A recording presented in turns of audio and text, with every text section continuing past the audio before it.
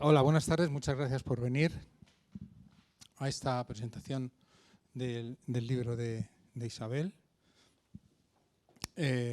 Contamos con la presencia de dos grandes amigos de ella, Elena Cusano, escritora, diplomática, consejera cultural de la Embajada Española en Alemania en la actualidad, que ha venido desde Berlín solo para presentar el libro y se va a las 5 de la mañana mañana.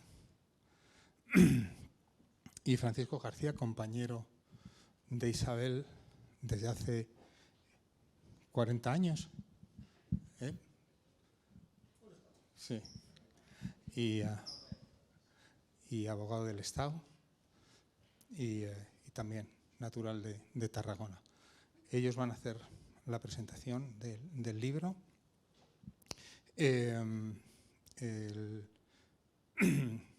Y también narrarán un poco sobre la historia literaria y como escritora de Isabel. Y el libro se ha escrito, o lo ha escrito Isabel y ha donado todos sus ingresos a la Fundación Familiar, lo cual es muy de agradecer. Y sin más, ya os dejo con ellos.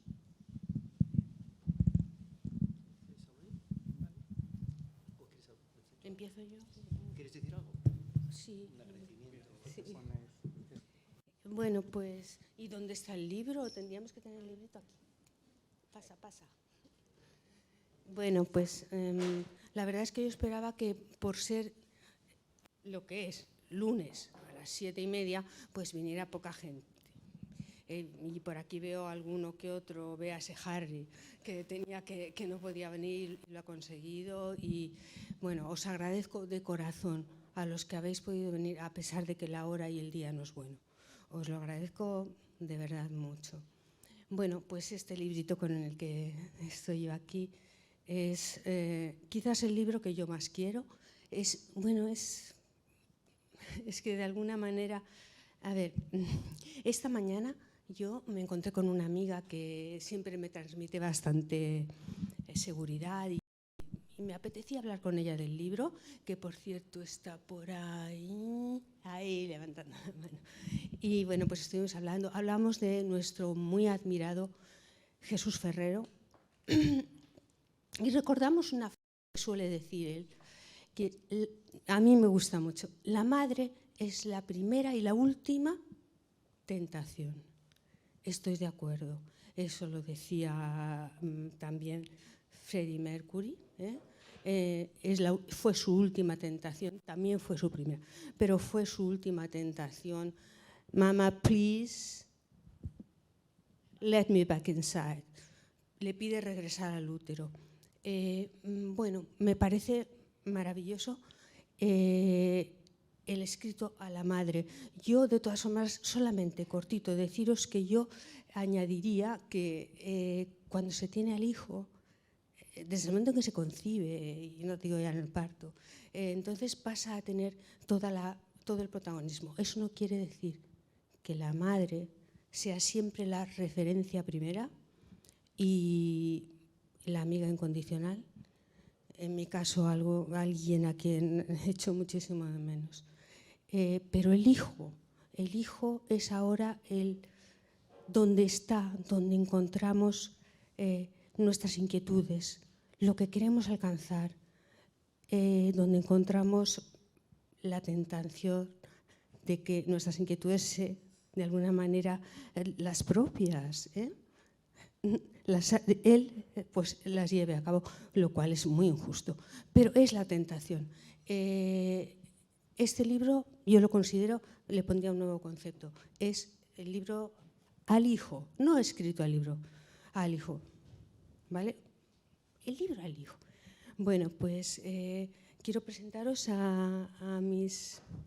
yo os presento a mis presentadores y luego ellos me presentan a mí. Pues ella es Elena Cusano, es diplomática, es consejera ahora en Berlín de cultura y también de ciencia, y es una gran escritora, una gran novelista, es una amiga hermana, llevamos como más de 15 años muy cerca, nos hemos ayudado todo lo que... Bueno, no he ayudado, sí, colaborado y buscando cosas juntas porque nos gusta encontrarnos para buscar.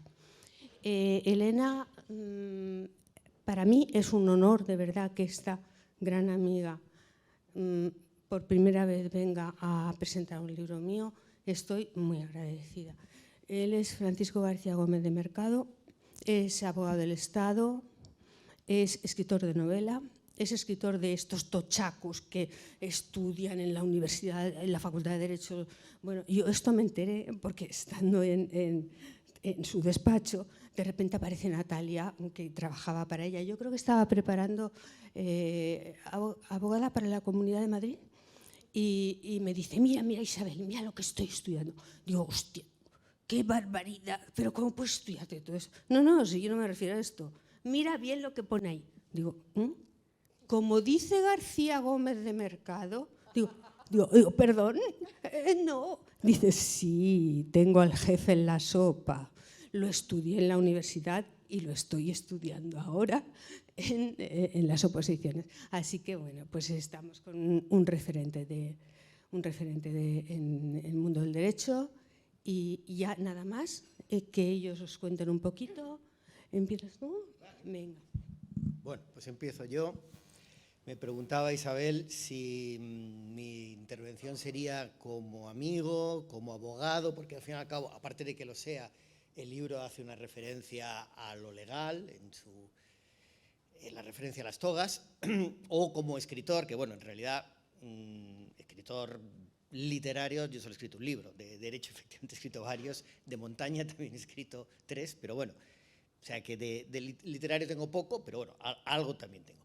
Entonces, ¿de qué voy a hablar? Pues desde los 3 puntos de vista, lógicamente, ¿no? Como en el estupendo libro de Elena, de Teresa de Jesús, La mujer, pues Isabel es escritora, es mujer, es amiga, es todo también, ¿no? Y por tanto, pues yo también respecto de Isabel, pues también soy amigo, soy abogado, soy... Perdón, un inciso. Sí. Amigo, hermano, hasta el punto de que nos llamamos hermanito, hermanita. O sea, Bueno. Son demasiados años y una amistad. Sí, son unos cuantos años. A Isabel la conocí con 13 años, ella, o sea, hace algo más de 10 años. Iba a cumplir 14 pronto, pero en ese momento tenía 13 y yo acababa de cumplir 16, o sea que han sido, pues eso, algo más de 10. Bueno, en realidad no la hemos presentado todavía como tal, ¿no? Pues Isabel Camblor nació en Madrid, aunque se crió en Tarragona, que es donde yo la conocí. Yo tampoco nací en Tarragona, pero bueno, ambos coincidimos en Tarragona y estuvimos un tiempo. Luego, casualmente, los dos vinimos a Madrid, cada uno por su cuenta y sin tener nada que ver, ¿no? Pero bueno, efectivamente ella allí vivía en Tarragona con su padre, digamos, los estudios estos de los autopsias de los actores famosos de Hollywood, que yo no lo sabía. Yo sabía que había estado por Estados Unidos, pero bueno, eso...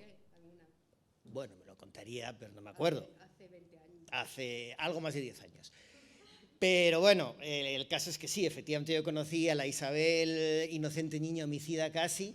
Bueno, no, homicida no, pero digo por niña. Nunca se sabe. La chica, la joven y la que sigue siendo joven todavía y está a la vista, ¿no? Como escritora ha publicado toda una serie de libros muy interesantes, ¿no? Mistela con Aristóteles, La inocente niña homicida, Dios es una dama con moño y Maldita Cenicienta. Y no sé si me dejo alguno, pero bueno, básicamente. Unos libros... Mistela con Aristóteles. Eso lo he dicho. Son unos libros con un estilo peculiar. Claro, evidentemente no todos son iguales, porque es lógico, además un artista, también ocurre con una novelista, pues va variando, pero tienen ese estilo. Pero bueno, eso quizá hable más desde ese tercer punto de vista literario, que bueno, tampoco tengo mucho que decir en ese aspecto. Pero todavía en lo personal, efectivamente, también he vivido hasta cierto punto, lógicamente como amigo o hermano, pero no en primera persona, esa relación de Isabel con las togas, con este proceso que es muy molesto para o muy terrible para la gente que lo pasa. Y también pues, su amor con el hijo, que evidentemente sí, un hijo no es un padre o una madre. Uno siempre luego cuando eres padre, que también lo soy, pues ves a los hijos y piensas, caramba, pues sí, yo también tuve padre, pero no es lo mismo, ¿no? Y claro, un hijo es importantísimo y de alguna manera efectivamente este nuevo libro, aparte de esa referencia a las togas y a los donuts, me decía Isabel que viniera con toga, pero bueno, no hace falta. Los abogados tampoco llevamos toga para ir al baño ni nada por el estilo, ¿eh? Y eso, pues ese hijo que es importantísimo en su vida, lógicamente, y con mucha relación también en ese proceso legal de ruptura, ¿no? Entrando en la parte legal, precisamente, bueno, realmente yo cuando me contó lo del libro y el título, pensaba que sería un libro que tendría algo más que ver, o sea, tiene que ver, porque por supuesto el proceso de divorcio al fin y al cabo es el motivo en torno al cual gira el desarrollo de las historias que se van contando, pero realmente tampoco es un libro, desde luego de derecho no lo es, faltaría más. Y tampoco es un libro que esté siempre centrado en un proceso legal, no, bueno, es la excusa casi para ir desarrollando todas las cuestiones que se quieren contar ahí en la novela. Miguel dice en el libro que lo importante es tener un buen abogado, y si tienes un buen abogado, y yo entiendo que Miguel lo dice como un abogado caro, bueno, lo dice, es que os tenéis que leer el libro y lo veréis que lo dice, ¿eh? Da igual. ¿Quién será Miguel? Tenéis que leerlo. Entonces, Miguel dice en el libro, lo importante es, o sea, viene a decir, lo importante es que tengas dinero y pagues a un buen abogado. Pues no siempre. Hombre, evidentemente, un abogado malo o demasiado barato, pues puede que haga un servicio peor, pero vamos, tampoco es así. Es decir, tampoco es que simplemente porque tú pagas más, ganas. No, yo creo que Miguel, perdona el inciso legal, no tenía razón, no tenía razón. Y por otro lado, bueno, pues lógicamente desde el punto de vista de abogado, yo nunca he querido llevar este tipo de temas. Soy consciente de la dureza de los procesos familiares. Conozco abogados que los llevan y no creáis que también tienen su corazoncito y también lo sufren, aunque bueno, lógicamente cuando estás llevando esto continuamente te acabas, es como el traumatólogo que se le muere la gente que viene accidentada, pues hombre, tampoco va a llorar todos los días, ¿no? Pero vamos, es verdad que es algo duro, es duro incluso para los profesionales y desde luego es duro para la persona que tiene que pasar por ese trance, ¿no? Pero bueno, en realidad Isabel, como es una gran escritora, lo que consigue es que este trance lo convierte realmente en un hilo conductor de lo que quiere hacer, que realmente es expresar toda una serie de consideraciones dirigidas a su hijo, fundamentalmente, como quiénes somos y de dónde venimos. Yo diría que tiene un cierto a mí me recuerda, diréis, no tiene nada que ver, bueno, con 5 horas con Mario, es verdad que es diferente, ¿no? Porque con 5 horas con Mario es como estarle diciendo al marido fallecido, oye, ¿y esto que hicimos? ¿Y esto que nos quedamos por hacer? Y esto, en este caso, bueno, no es el marido y desde luego no está fallecido, sino lo contrario, es un hijo que se lanza a la vida, porque al fin y al cabo todavía es joven, pero bueno, sí es un poco de estar contando las historias familiares o todas tus vivencias. Dentro de un libro que es una novela, yo creo que es una novela, pero realmente, claro, tiene mucho de autobiográfico, hasta el punto de que los personajes tienen incluso nombres reales, como el tal Miguel, que realmente existe y lo conocí. Pero no, tampoco os lo toméis necesariamente como que es autobiografía pura y simple, no lo es, porque Isabel es una escritora. En realidad en toda novela hay parte de autobiografía casi siempre. Hay otro de sus maravillosos libros en los que hay un personaje que dije, caramba, pero si este soy yo. Lo que pasa es que luego resultaba que ese personaje hacía de gogó en una discoteca. Y yo decía, ¿pero esto? Pero qué cosa más rara, ¿no? Luego resultó que no, que es que ese era otro. Entonces nos había mezclado, ¿eh? Pero yo primero pensaba, hostia, gogo de discoteca, yo, pues no sé, debe tener como una especie de, no sé, de cosa rara conmigo, ¿no? Sí, tiene una idea mía, o sea, en el fondo desea que algo de mí, o qué cosa más rara, ¿no? Un baile, no. Lo que ocurría es que éramos dos personas y no se había juntado, ¿no? Entonces, eso ocurría en una de sus novelas, efectivamente, ocurre en La Residencia, hay muchas veces que un escritor, yo en mi librito, en mi única novela, pues también, lógicamente. Luego la gente te pregunta, ¿y este quién es? ¿Y este no sé qué? Ah, ya sé quién es esa chica. Que a mí me dijeron, por ejemplo, de una de mi novelilla, ya sé quién es. No era nadie, la verdad, la chica esa no era nadie, pero bueno, como supuestamente era alguien, pues la gente lo pensaba. Es verdad que en este libro sí que se pueden encontrar más, digamos, más contactos con la realidad, pero aún así es un libro. Dime. Por ahí yo aparecí también un poquito, de Soslayo, sí, efectivamente. Tengo que reivindicar eso. Claro. Entonces, realmente lo que tenéis que hacer a todos vosotros, que por cierto, no, debía haber empezado con eso, muchas gracias por venir aquí, la verdad es que la concurrencia está muy bien, Isabel se lo merece y se lo merece el libro, y gracias a Javier y al Centro Cultural Figia, pero lo que tenéis que hacer realmente es leerlo, porque lo que yo diga, lo que diga Elena será mucho más interesante y os aportará muchos más puntos de vista puedan aportar, pero realmente lo que tenéis que hacer es leerla, ¿vale? Muchas gracias. Está bien así se oye. Bueno, has dicho tantas cosas que no sé cómo te voy a completar. Voy a empezar por dar las gracias al centro, a vosotros por venir y sobre todo a Isabel Camblor, que para mí es una compañera escritora, pero durante algo más de 10 años ha sido mi hermana. Realmente ha sido mi hermana. Y para mí este libro tiene una importancia especial porque Isabel ha estado sin publicar bastantes años.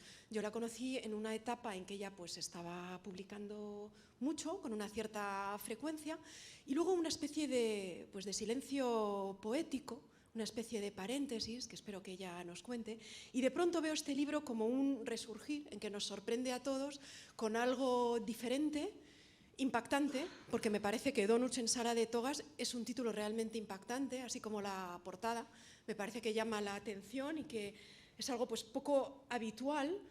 Y en mi intervención me gustaría sobre todo pues plantear preguntas para que luego la escritora pues vaya tomando nota y a lo mejor responda a las que considere pertinentes. Y una de las preguntas era ¿por qué el título? O sea, la Sala de Togas es evidente a qué se refiere al motivo del libro. Como bien ha dicho Paco, pues el libro surge a raíz de un divorcio contencioso extremadamente traumático, como son muchos divorcios contenciosos en nuestra sociedad, por desgracia. ¿Pero por qué los donuts? ¿Es la asociación con la infancia? ¿Es porque ella los come? Aquí están los donuts acompañándonos, pero creo que tienen una simbología que a lo mejor se me escapa y que me encantaría que la autora explicara. El libro es muy especial y es difícil de clasificar. Si hablamos, por ejemplo, en términos de género, y si yo tuviera pues a lo mejor una librería y quisiera saber dónde lo pongo, yo dudaría, no sabría muy bien si meterlo en novela epistolar, porque está planteado como una carta al hijo, a Pablo, una especie de diario, aunque no es un diario.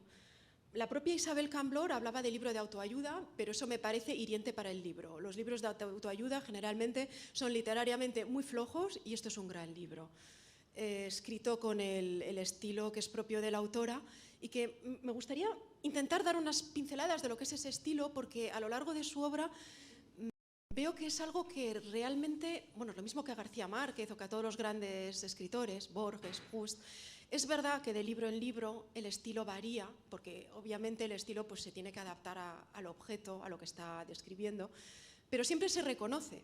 Yo leo un párrafo de Borges, yo sé que es de Borges y no de García Márquez o de Vargas Llosa. Y lo mismo cuando leo a Isabel Camblor, sé que es Isabel Camblor. Y me resulta difícil explicar por qué, pero sin embargo voy a intentarlo. Hay una especie de transparencia cuando ella escribe. Es un estilo siempre muy sobrio, muy preciso. Digo transparencia porque es como un cristal perfectamente limpio, que se nos olvida que hay un cristal, y ese cristal sería el estilo. Vemos lo que nos describe y nos parece el mundo, como si no estuviera el cristal, porque la ventana está perfectamente limpia y se nos olvida que hay una ventana. Esa limpidez es para mí lo que mejor la caracteriza, esa sobriedad y sin embargo la precisión en los conceptos. Es muy hermoso. Y luego la sensibilidad mezclada con sentido del humor. Siempre hay mucho sentido del humor. Hay muchas pinceladas reflexivas, metaliterarias, hay muchas citas. El mundo de Isabel Camblor está lleno de otros libros que se reflejan en el tema tratado. Hay generalizaciones filosóficas, análisis psicológicos y, sin embargo, siempre es muy sencillo, muy práctico y con sentido del humor.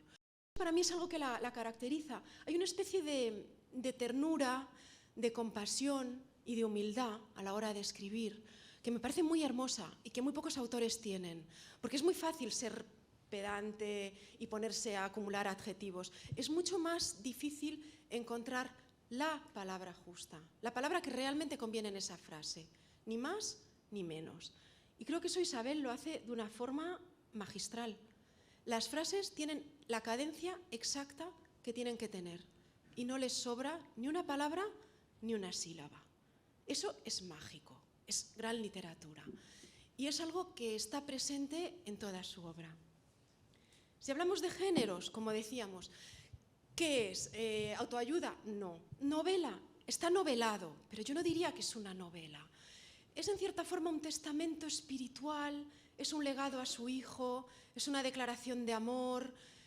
Es todo y a la vez es mucho más porque es algo único, que surge en un momento claramente traumático, pero que lo trasciende creando algo hermoso, que es una obra literaria. Es una obra de búsqueda de sentido y de búsqueda de la identidad y de búsqueda del por qué estamos aquí y a dónde vamos y sobre todo de dónde venimos, dicho de una madre a su hijo. Entonces también explica mucho de dónde viene la familia, de dónde viene ella, cómo crece, cómo se forma su percepción de la realidad. Siempre con mucho cariño, con mucha ternura, con mucho amor. Habla pues de su infancia. Tiene una percepción del tiempo que a mí me parece muy interesante, tal vez porque yo vivo en un limbo de ideas platónicas en que para mí como el tiempo no pasa, porque las ideas platónicas son inmutables. Pero Isabel habla mucho de las décadas, por ejemplo, de la década de los 80, de la década de los 90, de cómo son diferentes los niños de entonces de los niños de ahora, de cómo era ella de niña, cómo son los niños ahora, cómo son los niños eternos, que es, digamos, la esencia de la niñez, y sin embargo, cómo cambia a través de las décadas. Me ha parecido increíblemente interesante. Hay muchas reflexiones culturales que me han parecido también muy ingeniosas. Por ejemplo, algunas son simplemente pinceladas, como los niños que tenían que callarse viendo la tele, que fuera el 1, 2, 3 o cualquier otro programa, con un bocadillo de chocolate. Yo me acuerdo de ese bocadillo de chocolate. La música que se oía en una década o en otra, cómo es diferente ahora. ¿Cómo eran los traumas de entonces? Por ejemplo, ¿con qué rudeza se trataba a lo mejor en los 80 a los niños en los colegios? A lo mejor les daban una torta con mucha ligereza, cosa que ahora no se hace. Ahora los traumas son de otra manera. El trauma de un divorcio que tiene un niño hoy en día no lo tiene el niño de los 80, porque había muy poquitos divorcios y en general pues eran más bien separaciones, estaban disfrazados. Tendrían otros traumas, de papá y mamá se odian y se gritan mucho, pero no ese trauma. Y sin embargo la niñez como algo eterno está muy analizado a lo largo de la novela, como algo eterno y que da sentido y que es en cierta forma la salvación y la redención del adulto. Hay mucha búsqueda de la felicidad, de la paz, mucha búsqueda de diferentes maneras, huidas en la literatura, huidas en la meditación. Habla mucho, por ejemplo, de Krishnamurti, el aquí y ahora, el estado alfa. A mí son temas que me fascinan y me gustaría hablar más con la autora de ellos, que nos hablara de, pues, por ejemplo, cuáles son sus experiencias con la meditación, con el famoso estado alfa, qué ha logrado ella a través de eso. Pero lo que realmente vemos aquí como salvación es pues, la huida espiritual en el sentido de pues, la religión, pero la autora, desgraciadamente, dice ella, le gustaría creer pero no puede y ella es atea, pero es verdad que la salvación agnóstica. Agnóstica es mucho más sabio, científicamente. Pero digamos que la salvación de la religión es algo que da sentido a todo, o bien el mundo de la niñez, ese mundo mágico en que las cosas también tienen un sentido pleno, porque hay felicidad y cuando hay felicidad hay sentido. La búsqueda del sentido siempre se produce cuando no hay felicidad. La felicidad lo ilumina todo con un sentido absolutamente irrefutable. La filosofía empieza cuando de pronto no hay felicidad y hay que buscarla, ¿no? Pero en la niñez la hay un sentido pleno. Me gustaría hablar con ella también de sus referencias culturales. Hay muchísimas, muchísimas. De Silvia Plath, de Aristóteles, de Kerouac, de García Márquez. El Aleph de Borges está muy presente como algo que refleja todo el universo.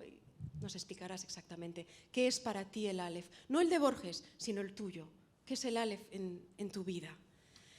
Hablamos de los diferentes niveles de la realidad, de los diferentes niveles de conciencia, hablamos del estado alfa, de otros niveles que puede haber, de lo que es la meditación, y hablamos, por ejemplo, de algo pues, más prosaico, pero a la vez también fascinante, que es la droga, el LSD, el trip de tu amiga. La novela está llena de personajes muy, muy peculiares. Algunos son de su familia, un padre muy despistado, una madre a la que venera, amigas que le acompañan, con las que crece, una que es medium, por ejemplo, que luego deja de ser medium, parece ser, o si lo es, ya no lo dice y se vuelve una persona mucho más terrenal.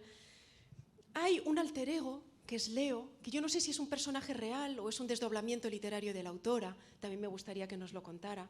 Leo es un personaje importante porque es quien la anima a la autora a escribir este libro, porque a la vez está inmersa en un proceso de divorcio igualmente traumático, y ella, en este diario que va escribiendo la autora, sí ve un libro, una novela que puede surgir. ¿Qué más podría decir? Hay muchas consideraciones éticas, qué es el bien, qué es el mal, cómo se puede juzgar a alguien, es posible juzgar a alguien. Normalmente hay ahí también una especie de humildad que veo muy generosa, de no podemos juzgar porque no conocemos todas las circunstancias. ¿Cómo puede un juez juzgar sin tener todas las circunstancias, sin saber realmente cómo son las cosas, únicamente por un guión que le estamos vendiendo aquí, mejor o peor, más nerviosos, menos nerviosos, con abogados más brillantes o menos? ¿Cómo se puede juzgar? Y realmente la conclusión es que juzgar es muy arriesgado y muy injusto. Realmente no tenemos derecho a juzgar a alguien. Y pasan muchos personajes, unos buenos, otros malos, muchos juicios que son erróneos, porque luego la vida pone a cada uno en su lugar y la autora se da cuenta de que a lo mejor no había juzgado como debía, porque esa persona merecía un juicio mucho más benévolo.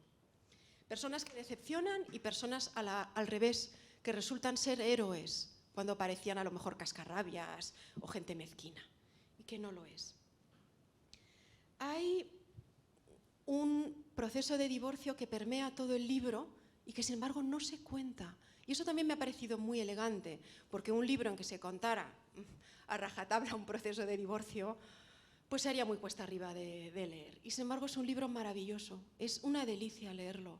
Todo está permeado de amor, es como una gran declaración de amor a su hijo y también a todos los niños del mundo y a la infancia eterna, esa infancia a la que todos podemos volver porque es lo que nos salva, esa mirada que todavía es capaz de extrañarse ante el mundo, que vive en el aquí y ahora, que puede jugar, en que todo es mágico, en que hay gnomos y en que todo, sobre todo, tiene sentido.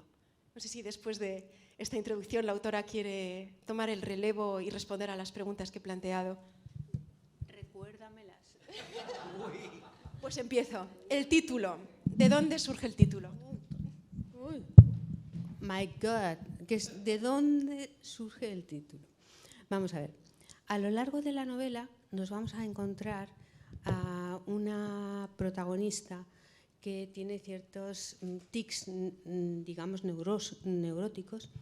Entre ellos, le gusta comer donuts. Cuando yo era adolescente, lo digo ahora y me da un poquito de vergüenza, a mí había que esconderme los donuts. Lo que pasa es que esto a los adolescentes les pasa mucho, es algo normal. Pero es que luego yo fui creciendo, como la gente normal que va creciendo, y resulta que sí superé los problemas de la alimentación, pero hay cosas que no termino de superar, como por ejemplo buscar el orden cuando mis emociones están realmente, cuando mi postura emocional es afectivamente frágil. Quizás sí recurro a los donuts. Y esto sale en el libro porque cuando salía yo de las vistas me compraba mis donuts. Pero no solo eso, también sale en mi infancia, los donuts, las panteritas, los tigretones, los bonis, pero sobre todo el chocolate. Y todavía estoy un poquillo con el chocolate, pero la verdad es que como estoy muy interesada en comer, por cierto que tenemos eso, ¿no? Nos estamos comprometidas en muchas causas que son realmente muy cercanas. Desde que nos conocimos. ¿Puedo hacer ese inciso, hablar de las causas? Sí, por favor. Pues es algo que nos unió muchísimo, es que las dos somos animalistas y bueno, también hemos ido a muchas manifestaciones juntas y nos hemos ayudado de muchas maneras ayudando a animalitos, y es algo también que nos une. Hablamos de la alimentación, pues bueno, pues intentar hacer el menor daño posible cuando se puede. Sí, la verdad es que bueno, pues me acerca mucho a ti eso, y también nuestra lucha por las criaturas vulnerables, no solamente animales, no humanos y también humanos. Y bueno, pues ¿y de qué íbamos? Bueno, pues a ver, te pregunto más cosas. ¿Cómo fue el proceso de escritura? ¿Este libro surge en el 2016? ¿Se va elaborando? ¿Tardas años? ¿Es rápido? ¿Es algo continuo que vayas escribiendo poco a poco? ¿O es más bien una inspiración súbita y lo escribes de golpe? ¿Cómo fue el proceso de elaboración y de escritura? ¿En qué marco temporal? Bueno, yo empecé o lo escribí en 2016. Yo estaba inmersa en una situación afectiva muy intensa y bueno, pues ahí era difícil escribir porque inevitablemente pues tú transmites toda esa postura emocional a través del tono, y entonces puedes sin quererlo escribir de forma victimista, de forma querer lamerte las heridas. Bueno, yo creo que conseguí algo, y es escribir desde la serenidad. Escribir desde la serenidad y desde la esperanza. En este sentido me gustaría comentar que, bueno, es que en esa época, 2016, bueno, luego lo he actualizado, en esa época, en 2016, yo tenía como una doble vertiente. Yo, el momento escritura, el momento lectura eran distintos. En el momento escritura yo trataba de despejar cualquier forma de dolor, buscar la serenidad y aferrarme a la esperanza, sobre todo cuando terminó la parte más dura, ¿no?, de la depresión que sí sufrí. Pero en cuanto a leer, yo recuerdo que era una lectora compulsiva de libros, de lo que yo llamo al hijo, y en este caso pues me encontré con mi libro favorito, Mortal y Rosa, de Umbral, y que es una elegía completa a un hijo. Escribe el dolor del hijo, el dolor suyo, la esperanza de no encontrarse jamás con él porque era ateo. Es algo terrorífico. Yo lo leí varias veces, pero ahora mismo quizás no lo leería. Es maravilloso, ¿eh? Y también escuchaba música pues tipo Eric Clapton, canción que seguramente conoceréis, de Tears in Heaven. Es otra elegía. Es una poesía escrita, poesía canción, escrita hacia... no es lo mismo que con Umbral, que es la desesperación absoluta, la elegía absoluta. Esto es la esperanza, porque él sí era creyente. Entonces, el dolor de ese niño que cayó por la ventana, el dolor de ese niño no tenía más remedio que sublimarlo. y lo sublimó de una manera maravillosa, con la esperanza de volver a encontrarlo en un cielo. Y bueno, pues yo leía ese tipo de literatura bastante dramática y, sin embargo, procuraba desmarcarme totalmente cuando escribía sobre mi experiencia y mi... Pues eso es algo que también yo destacaría, es que cero victimismo. Es un libro en ese sentido muy elegante, muy esperanzador y muy desapegado. Tú que hablas relativamente mal de los gurús orientales, bueno, hablas un poco de Ramiro Calle y de Krishnamurti, pero me da la impresión que no acaba de convencerte los temas de la espiritualidad oriental, la meditación, etcétera. ¿Quieres hablarnos de eso y de los estados de conciencia? Realmente no termina de convencerme, pero tengo que decir que cuando yo practico meditación consigo domar un poco, por lo menos, mi mente. Creo que es muy bueno, sobre todo para gente con TDA.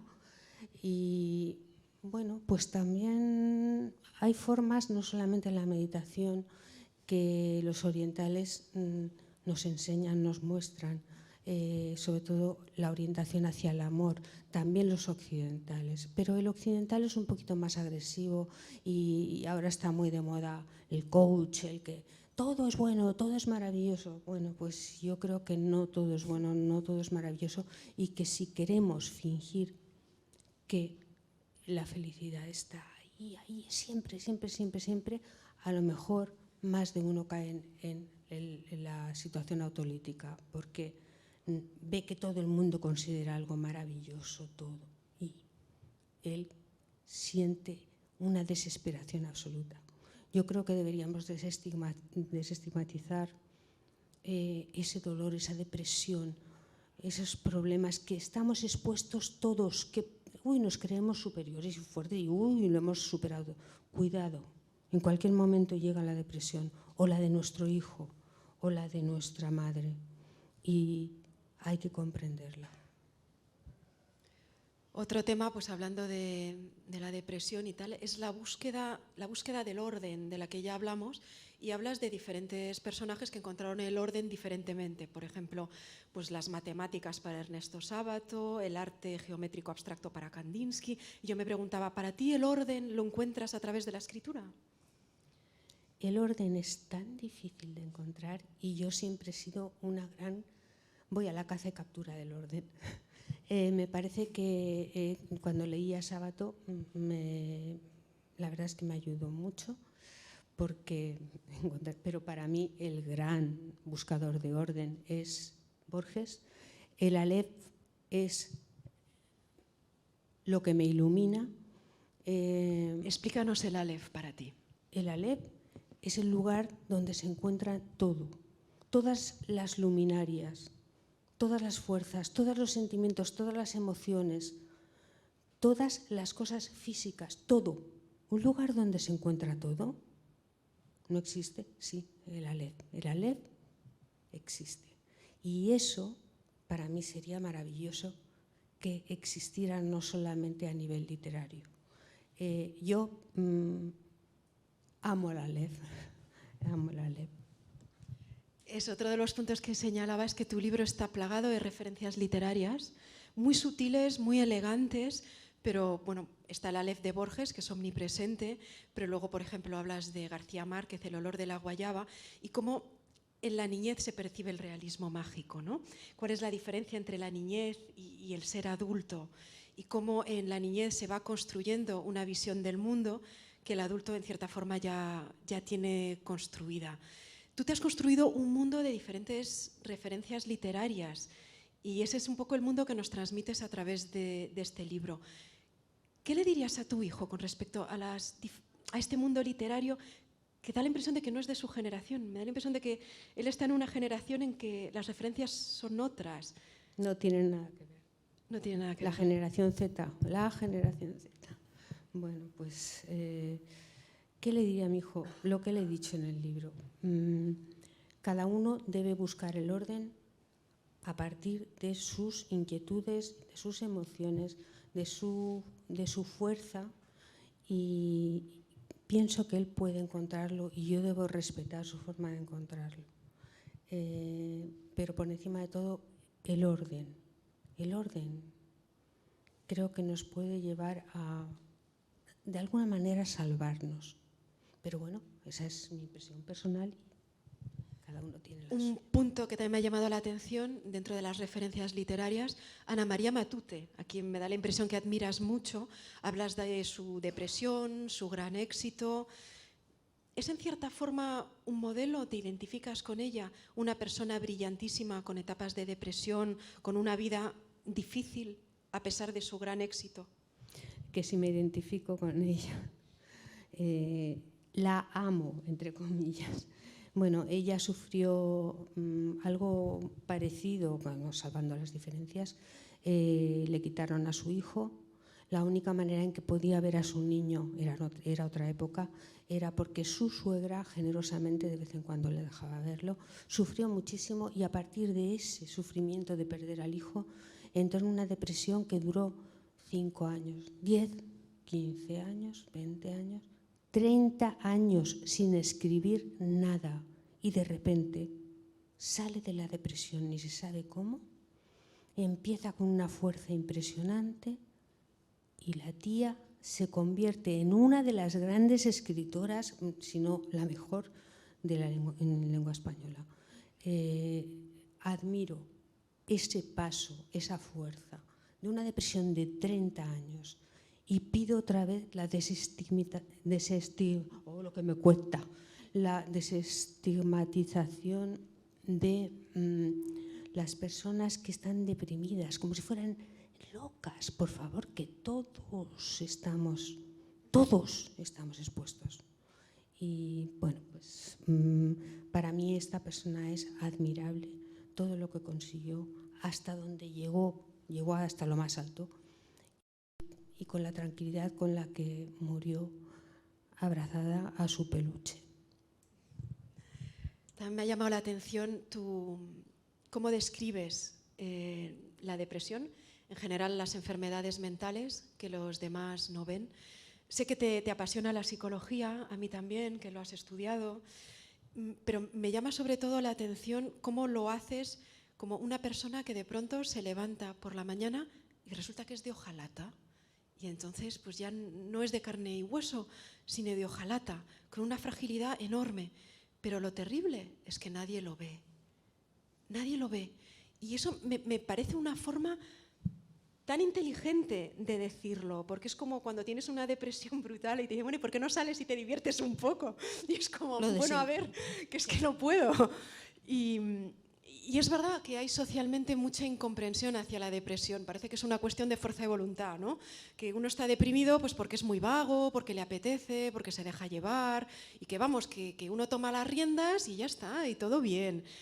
Y nos dan cuenta que precisamente pues la enfermedad es eso, que no está todo bien. Pero lo terrible es que eso mucha gente no lo ve. Y es como despertarse una mañana y haberse convertido en un muñeco de hojalata, y como pues, Gregor Samsa, que se convierte en cucaracha, pero en el caso de Gregor pues la gente lo ve, y en el caso de la depresión nadie ve nada. Todo el mundo se cree que todo es igual y que todo está bien, pero no está bien. Y el problema es también esa incomprensión, ¿no? del resto del mundo. Me ha encantado cómo lo describes. También cuando hablas de problemas como la fibromialgia, que se topan con una gran incomprensión por parte de personas que no la sufren, cuando realmente luego las estadísticas pues son apabullantes, porque es que en todas las familias hay depresivos, en todas las familias hay gente con problemas mentales de una manera o de otra, porque hay una gama de trastornos muy amplia, y que no hay prácticamente familia que no lo haya sufrido de una forma más directa o indirecta. Y sin embargo, como sociedad, todavía hay una enorme incomprensión. Eso es algo que creo a lo mejor que hay que trabajar, ¿no?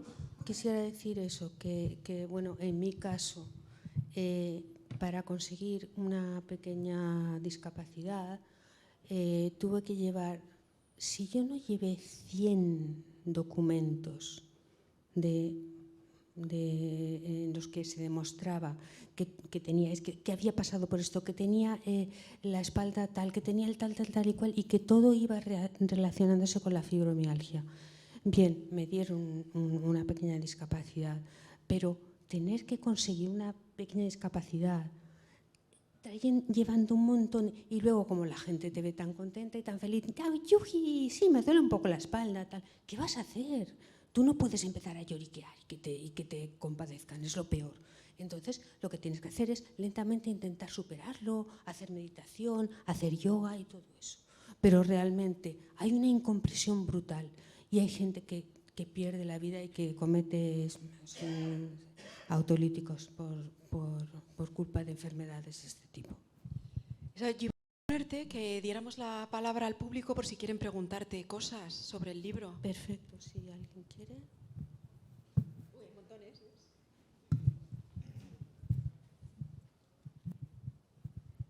Bueno, ha estado ella diciendo todos los aspectos del libro que más le han llamado la atención y más le han gustado, y me ha sorprendido que el que ha sido el mayor y el que más importancia está no lo ha visto. Igual sí, pero no lo ha querido decir.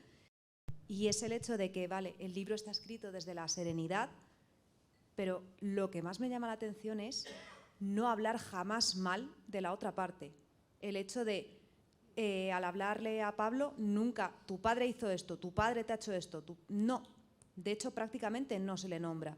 Incluso en algunas partes se le dice, pues aquí mostró empatía, pues aquí no me esperaba que hiciese eso por no sé qué. Y para mí eso es lo más importante de todo, que en este caso se habla de un niño que es Pablo, pero cuando los padres se divorcian, bueno, lo sabes perfectamente, da igual la edad que tengas, sufres de una manera brutal. Y bueno, más que pregunta, es un consejo que le darías a gente que esté pasando por un proceso así. ¿Cómo separar eso de, vale, mi problema es con tu padre, o en este caso tu padre, cómo no transmitirle a los hijos ese concepto de tu padre tiene que ser para ti lo bueno o lo malo según lo que haga contigo, no porque yo te esté transmitiendo esos sentimientos malos? ¿Cómo se hace ese ejercicio de no transmitir eso a los hijos? Gracias. Yo se lo sentí como una obligación. No se puede hablar mal del padre, nunca. Entonces, pues alguien me ha escrito, te agradezco mucho esto, de verdad. Alguien me ha escrito y me ha dicho, me parece muy elegante lo que has hecho, muy elegante, porque no decir una sola palabra, incluso decir muchas palabras buenas de alguien que ha hecho algo, cosas así, y ni siquiera nombrar a la persona que de verdad hizo. Creo que a mi hijo no le hubiera gustado, yo tampoco deseo. Es que realmente pienso que, bueno, pues sufrió una enajenación transitoria y tampoco hay que culparle. Y lo de juzgar, como decía ella, es algo, o él, juzgar, no, tú lo decías, juzgar es algo que no debemos hacer. No sabemos las circunstancias en las que está. Yo solo espero que algún día todo esto de alguna manera se arregle. Y es como es lo que siento. Bueno, ¿alguna? Sí.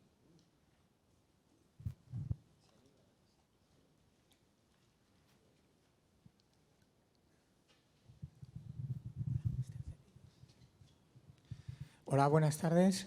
Buenas tardes. Y buenas tardes, Isabel. Te lo dije en privado y hoy aprovecho para decírtelo públicamente, que me asombra tu valentía con este libro y también me asombra lo muy expuesta que has quedado tú. Entonces te quería preguntar también, no solo preguntas sino como consejo, ¿te ha resultado difícil exponerte como lo has hecho en este libro, contando tanto de ti? Tú que siempre has escrito ficción y has estado de alguna manera oculta dentro de tus relatos, ¿te ha resultado difícil y cómo afrontar ese proceso de exposición? Gracias. Bueno, yo creo que una cosa es el contenido y otra cómo tú vas desarrollando y sobre todo cómo consigues, tus emociones están ahí, pero tú quieres modular para que de alguna manera la literatura tenga una cohesión interna. Entonces, yo siempre he dado más importancia a la cohesión interna de la literatura que a las emociones. En ocasiones he tenido que ceder mis emociones. He tenido que cederlas para que no hubiera victimismo, para que no hubiera ningún tipo de palabras dirigidas a personas que se portaron mal y que no. Entonces, sí, la verdad, ha sido muy complicado, pero creo que lo he conseguido sobre todo a través de la serenidad. Para mí la serenidad es algo difícil a veces porque soy apasionada y esta vez creo que lo he conseguido. Gracias. Sí. Soy Alberto Isa.